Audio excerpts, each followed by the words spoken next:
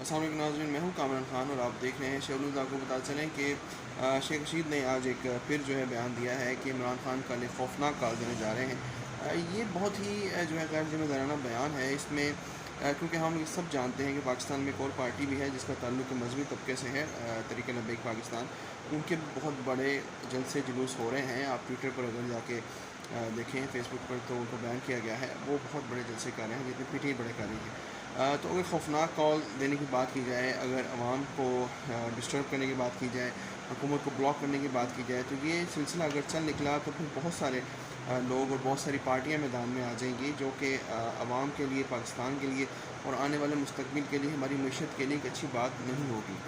और इस तरह के जो गैर ज़िम्मेदाराना बयान है, इससे मीशत और ज़्यादा डाउन होती है। जैसा कि हम सब जानते हैं कि डॉलर भी 200 रुपये का हो चुका है और इस वक्त कोई पता नहीं है कि पेट्रोल की कीमतें कितनी बढ़ें, और अगर ये लॉन्ग मार्च होता है या नहीं होता तो फिर ये सिलसिला चल निकलेगा और फिर कोई पार्टी जो है वो आइन, कानून और हुकूमत जो है ये आवाम के मसाइल के लिए नहीं रुकेगी।